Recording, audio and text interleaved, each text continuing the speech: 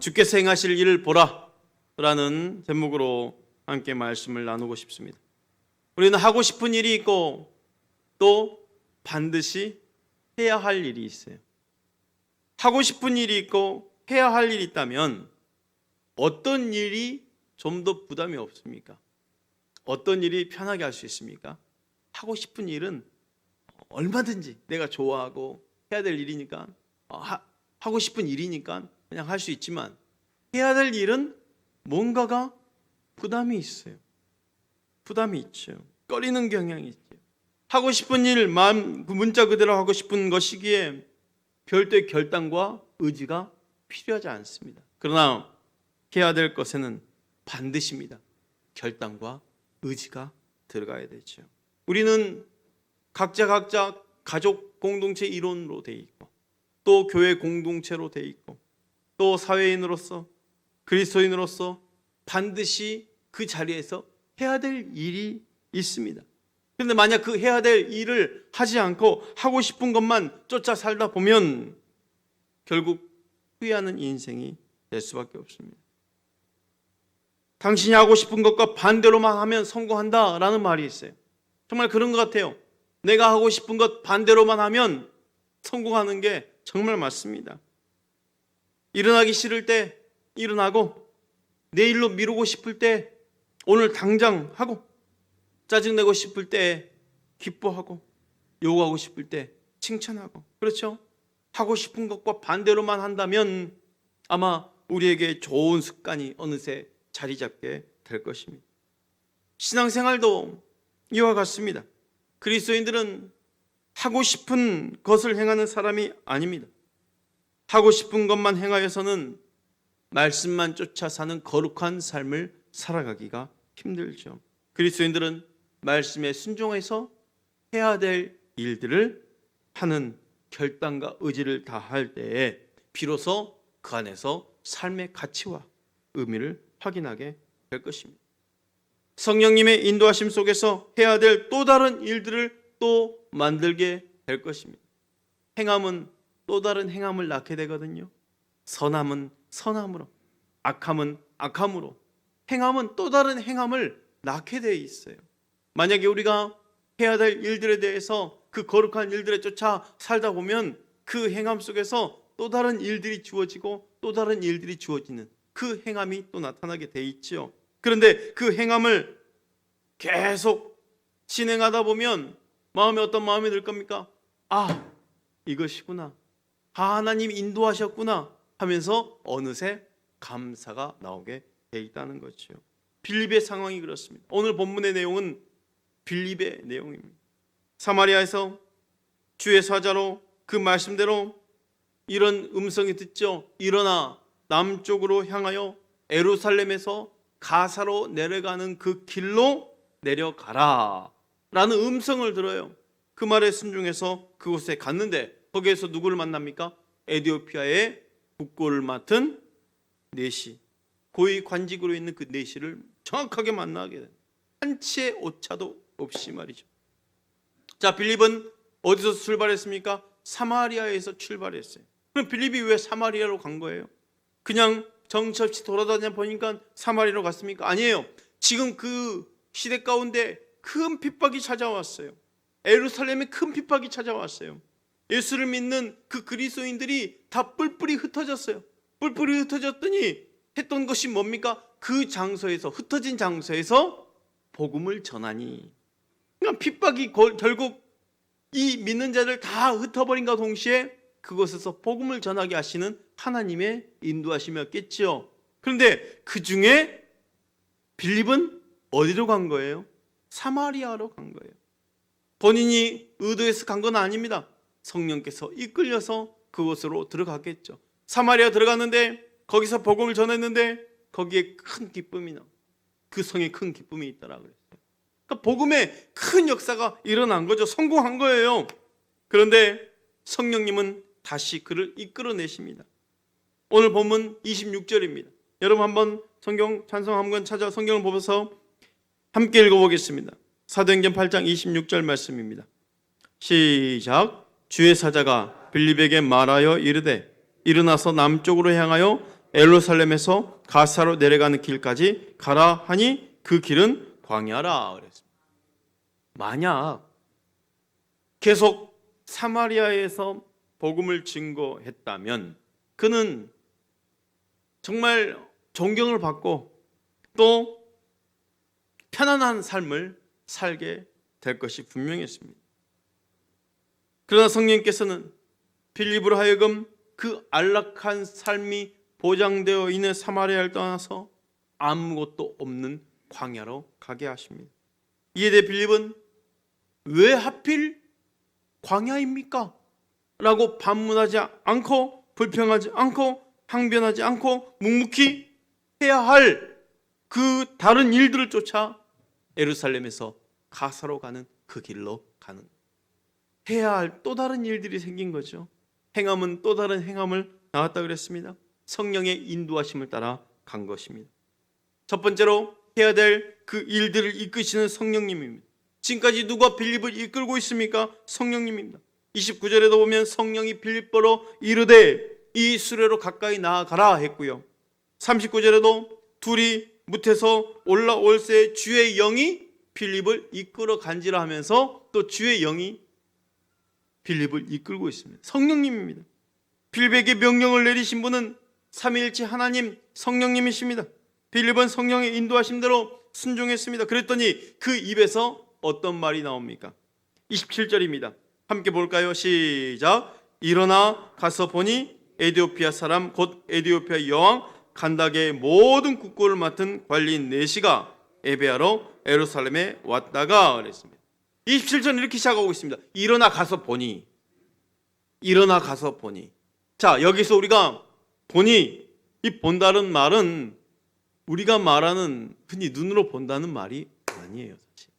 일어나 가서 보니, 이 보니란 말은 헬라어로 이두라는 단어. 이두는 뭐냐? 감탄사예요. 아, 이거군요예요. 그러니까 와, 보라 이거예요. 보라. 이 감탄사가 쓰여졌어요. 빌립이 얼마나 감격했으면, 오 주님 이것이군요. 아, 이것 때문에 나를 이곳으로 보내셨군요 라는 감탄사, 보라라는 단어가 지금 쓰여진 거예요. 다시 한번 말씀드립니다. 성령님의 인도하심 따라서 순종해서 해야 될 일을 했더니 그 입에서 감탄사가 터져 나옵니다. 와, 보라. 오늘 제가 우리 성도님들과 나누고자 하는 핵심이 바로 이것입니다. 내 입에서 터져 나오는 감탄사. 일상생활에서 어떤 서프라이즈를 경험해서 느껴지는 그 감탄이 아니라 놀라운 일들, 이벤트를 경험해서 아니면 생각지도 못한 선물을 받아서 기뻐하는 가운데 터져나온 그 감탄이 아니라 성령님의 인도하심을 경험할 때 주님이 하신 일들을 경험함으로 말미암아 내 마음에서부터 입으로 감탄사가 터져나오는 것, 주님 이것이었군요. 이것 때문에 나를 지금까지 인도하셨군요 라는 그 감탄, 이 감탄사가 우리 입에서 터져나오기를 축복합니다. 두 번째는 그 길은 광야라고 그랬어요. 성령님이 가라 하셨잖아요. 그런데 그 길은 광야라 그랬어요. 때로는 하나님이 인도하시는 길이 광야일 때가 있어요. 하나님이 왜 나를 이곳에 보내셨나요? 하나님이 하라 하셨는데 왜 내게 이런 고난이 찾아왔습니까? 내가 하나님을 위해서 이렇게 순종했는데 왜 이런 환경을 주셨습니까? 성령님께서는 빌립을 충분히 편안한 삶이 보장되어 있는 사마리아에 내버려 두지 아니하시고 사마리아를 떠나서 남쪽으로 내려가 예루살렘에서 가사로 향한 길까지 가라 명하셨어요. 무려 70km 걸어 성령께서 지정하신 광야에 이르렀다는 거예요. 성령의 명령을 쫓아 남쪽 그 광야 길에 이른 빌립이 그곳에서 만난 사람은 누굽니까? 에디오피아 여왕 간다게의 국고를 맡은 고위 관리직 네시였습니다. 에디오피아의 네시는 위대한 성자도 아니었고 존경할 만한 스승도 아니었다는 거예요. 그리스도인으로서, 그때 당시 그리스도인으로서 이런 사람을 만난다는 것은 본인의 그 인생에 큰 오점이 남길 만한 상황인 거예요. 이방인입니다. 흑인입니다. 그것도 부족해서 넷이에요. 구수인이에요. 파매 후에 바로 저주받은 후에 구수인이에요. 그것도 모자를 넷이었다는 거예요. 그 존재 자체가 유대인으로서는 마주칠 수 없는 사람이죠. 그런데 빌립이 에디오피아의 그 국부를 맡은 내시를 보고 감탄을 하는 거예요. 감격을 하는 거예요. 그 멀리서 광야까지 왔는데 이 사람 만나려고 보냈구나 했는데 보니까 에디오피아 내시거든요. 흑인이거든요. 저주받은 구수인이거든요. 그런데 그 입에서는 감격이 터져 나와요. 빌립이 오히려 기뻐하고 감격하면서 그 상황 속으로 들어갑니다. 지금 그가 얼마나 감격적으로 받아들였는지 여실히 보여주는 증거가 있어요. 그게 바로 30절 말씀이에요. 30절 빌립이 달려가서 그래요. 빌립이 달려가서 선지자 이사야 글을 읽는 것을 듣고 말하되 읽는 것을 깨닫느냐. 자, 주님은 가라 하셨는데 그는 그 수레에 가까이 가라 하셨는데 주님은 달려갑니다. 빌립은 그만큼 감격에 겨워 지금 가는 거예요. 주님, 이 사람 만나게 하시려고 나를 보내셨군요 하면서 감격하면서 성님은 가라 하셨는데 빌립은 달려가는 거예요. 주님의 도구로 쓰임받은 감격 때문에. 사랑하는 성도 여러분, 주님이 행하시는 일들을 보는 감격이 있기를 축복합니다. 그 행하신 현장에 쓰임받기를 축복합니다. 최고의 축복은 내가 하나님께 어떻게 쓰임받고 있는가가 아닐까요? 광야길에서 만난 에디오피아 내시로 인해 빌립이 주님께서 주신 감격을 경험했다면 빌립과 똑같은 감격 또한 이 내시도 경험하는 게 맞겠죠. 자, 성령 안에서 그 감격의 현장을 경험하시길 바랍니다. 에디오피아 내시는 그러면 어떤 감격이 있었습니까? 먼저 에디오피아 내시는 무엇을 보았을까요? 27절부터 28절 말씀을 보면 일어나가서 보니 에디오피아 사람 곧 에디오피아 여왕 간닥의 모든 국고를 맡은 관리인 내시가 에베아로 예루살렘에 왔다가 돌아가는데 그랬어요. 돌아가는데 수레를 타고 선지자 이사야 글을 읽더라 그랬어요. 참 놀라운 일이 아닙니까? 어떻게 유대인이 아닌데 그렇게 고위 관리인, 그것도 저 아프리카 흑인이 선지자 이사야 글을 읽고 있는 거예요. 수레를 타고 가는데. 에디오피아 고위 관리인 내시는 예루살렘 방문하기 위해서 왔다가 돌아가는 길입니다. 수십이 소요되는 예루살렘 여행을 단행한 이유가 뭘까요? 그가 예루살렘 성전에 가서 예배하고 싶어서 그 예루살렘에 간 거예요. 자, 주전 586년 바벨로니아 제국에 의해 유다 왕국이 멸망함과 동시에 많은 유대인들이 주중에 각국에 다 흩어졌어요. 포로로 잡혀간 사람도 있지만 각국에 다 흩어졌어요. 그 구약시대 디아스포라 유대인들이 있겠죠. 다 뿔뿔이 흩어졌어요. 세월이 지났습니다. 그 후손들이 자녀를 낳겠죠. 그 자녀가 또 자녀를 낳겠죠. 여러분 3대째 되면 그 언어가 원만하게 소통이 되겠습니까? 이제 고향 언어는 잊어버리고 그 현지 언어를 사용할 수밖에 없는 그 세대가 된 거예요. 혈통은 유대인인데 언어를 말할 수 없다? 유대인에게 있어서 자기 나라 이 히브리어를 할 수 없다는 것은 어떤 문제가 생긴 줄 아십니까? 성경을 읽을 수 있다 없다? 읽을 수 없다예요. 성경을 읽을 수 없다는 큰 오점이 남길 수밖에 없는 거예요. 이게 혈통적으로는 문제 없지만 하나님 말씀을 읽을 수 없으니까 이런 큰 사건이 발생되는 거예요. 그래서 종교 지도자들이 이 주전 250년경부터 구약 성경을, 그때는 이제 구약 성경을 어떤 작업을 합니까? 번역 작업을 해요. 그때 당시 지중해 연안의 만국 공통어 헬라어로 번역한 작업. 지금은 영어가 공통어지만 그때 당시는 그리스 이 헬라어가 모든 사람이 썼던 공통어예요. 공통어. 그래서 헬라어로 번역하는 작업을 했던 거예요. 그때 72명이 동원되어서 번역한 성경이라고 해서 그 번역본을 70인경이라고 합니다. 70인경 성경이라고 합니다. 구약 성경이 이방 언어로 옮겨진 최초의 번역본이죠. 그 70인경 성경으로 인해서 히브리어를 모르는 유대인이 자기 조상들처럼 유대인의 정체성을 지닐 수 있었고, 아주 드문 경우지만 바로 이 에디오피아의 사람처럼 흘러 성경이 들어간 경우, 왜? 이제 헬라어로 볼 수 있으니까 이 이방인들이 접할 수 있는 기회가 된 거예요. 그래서 아주 드문 경우 이 기독교에 관심을 갖게 되는 사람이 생겼을 겁니다. 아마도 이 본문에 나타난 에디오피아의 이 내시도 이런 경우였어요. 여러분, 이런 역사적 배경을 모르면 어떻게 이 에디오피아의 사람이 예루살렘까지 예배하러 왔을까? 이게 가능한 일이야? 하면서 항상 궁금증을 보면서 봤을 거예요. 하나님에 대한 그 관심이 얼마나 컸기에 그는 예루살렘까지, 성전에까지 왔을까요?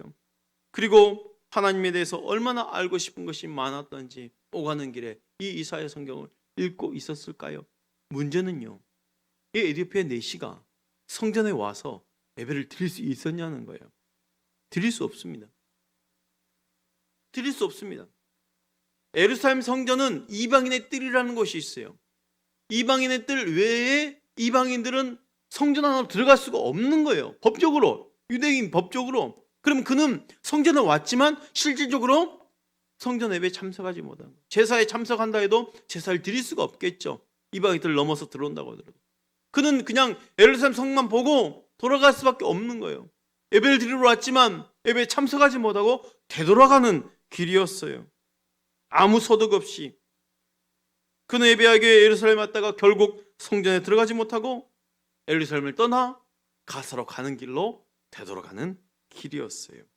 그 가사로 향하는 그 접경의 광야길이 있겠죠.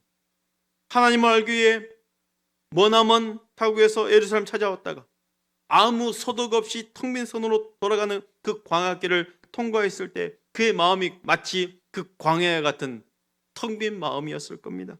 그는 마트에 앉아서 번역된 이사야 성경을 읽고 있습니다. 진리에 대한 뜨거운 열망은 있지만 진리를 접하고도 그 의미를 깨달을 수 없는 그 심정, 아무것도 없는 그 광야길에서 얼마나 답답했겠어요. 바로 그 순간입니다. 누가 나타납니까? 29절 30절 한번 읽어볼까요? 29절 30절 시작. 성경이 빌립도 이르러 이 수레로 가까이 가라 하시거늘 빌립이 달려가서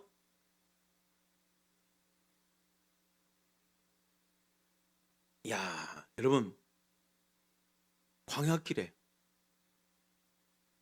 전혀 모르는 사람이, 그것도 외국인이 성경을 읽고 있는데 빌립이 그 사람을 만나러 왔다는 게 이 놀라운 일 아닙니까? 한치 오차 없이. 이 에디오피아 내시 또한 얼마나 놀랐겠어요. 자기가 지금 이 글을 읽으면서 이해할 수 없는데 이 글에 대해서 설명해 주시는 사람이 갑자기 나타난 거예요. 광야에. 본인이 읽고 있는 이사야서의 내용에 이해를 하는지를 묻는 겁니다. 분명히 알고 있다는 증거 아니에요, 이 사람은. 이거말로 놀라운 일이죠. 이 광야길에 이따금씩 행인은 있을 수 있지만 어떻게 나에게 꼭 필요한 사람이 나타날 수 있냐는 거예요. 그것도 지금 이사야서를 읽고 있는, 내가 이해하지 못한 부분을, 본문을 읽고 있는 이 순간의 말입니다. 왜 이런 일이 가능합니까? 성령께서 한치의 오차 없이 두 사람을 만나게 하셨기 때문에. 그래서 감격인 거죠. 보라, 감격인 거예요.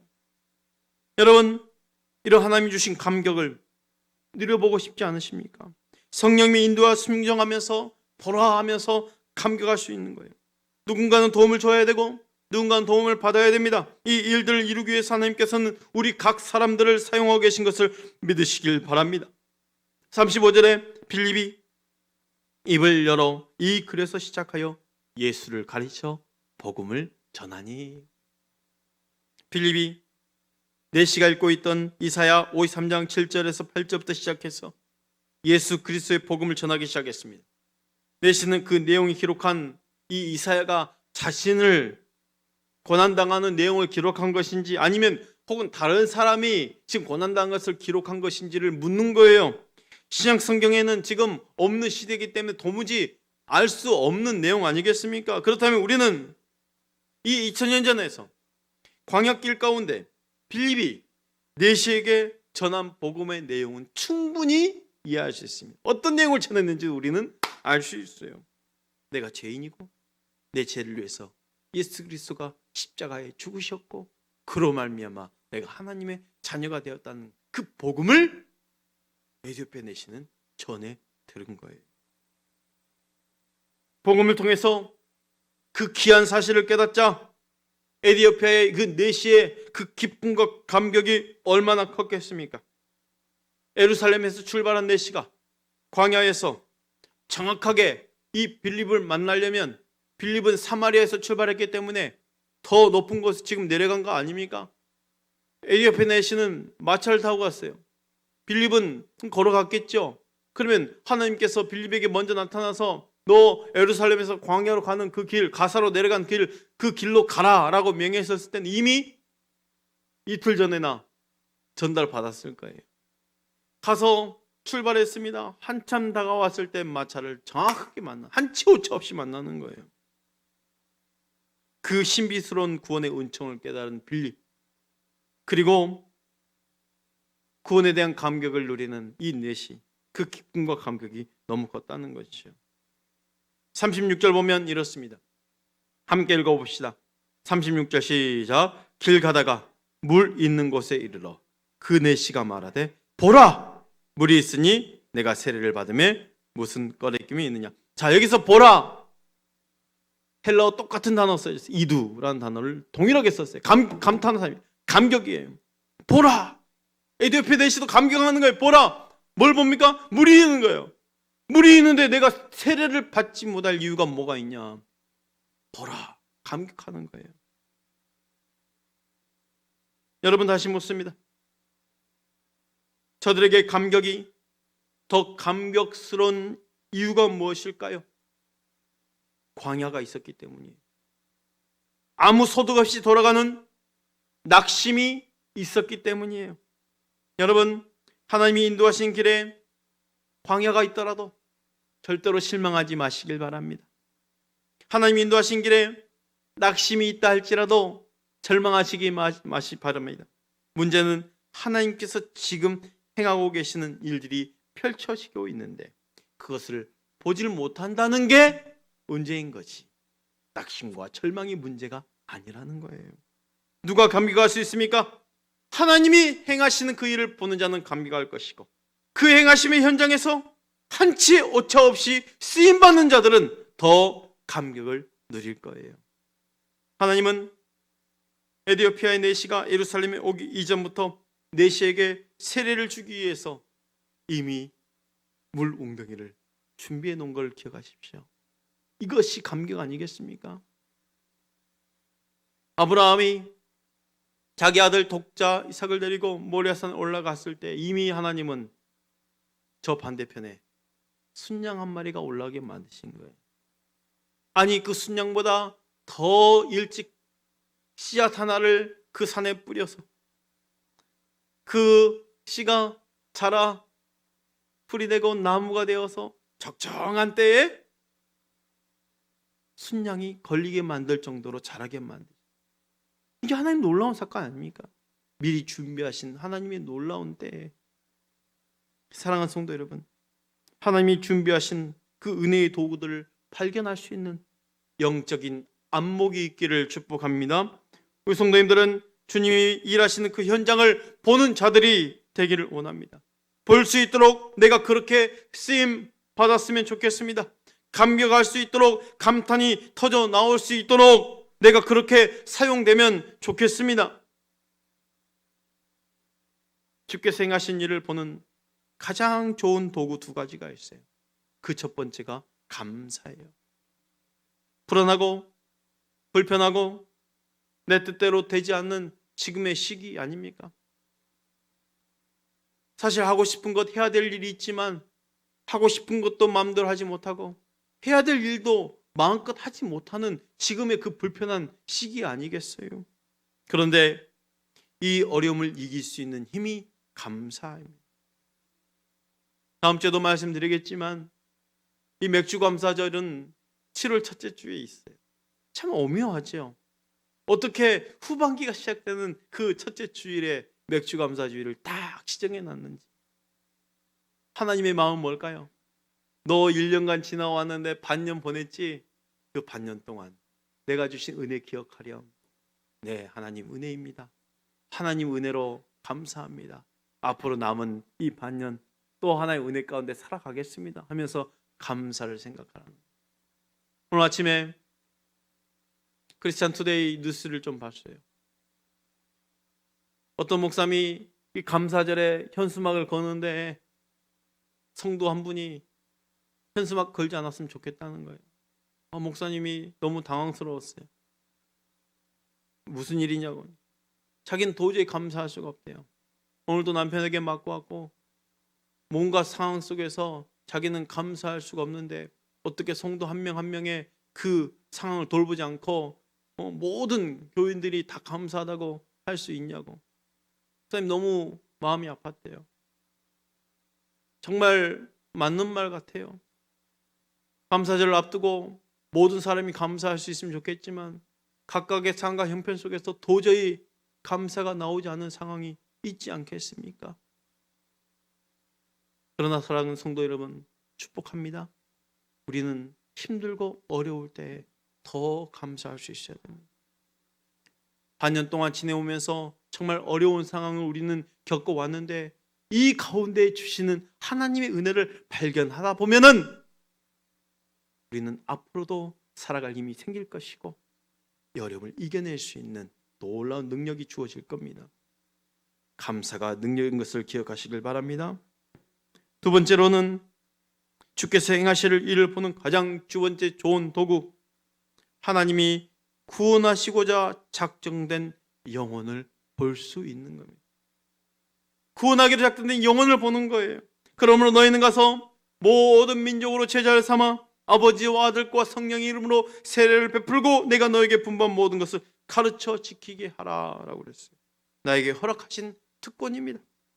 내게 만날 사람을 만날 수 있도록 성령께서 인도하실 때 내 입에서 복음이 선포되면 되는 겁니다. 우리는 때로는 우리가 복음의 씨앗을 심어야 하는 사람도 있고 또 누군가가 심어서 심겨진 씨앗을 만나는 거두고 되는 사람도 만나게 될 거예요. 느느웨에 하나님의 심판이 있을 것이라고 선포하는 말씀에 다시스로 도망했던 요나가 느느웨로 돌아왔을 때 하나님과 요나의 논쟁 가운데 하나님 말씀 무엇입니까?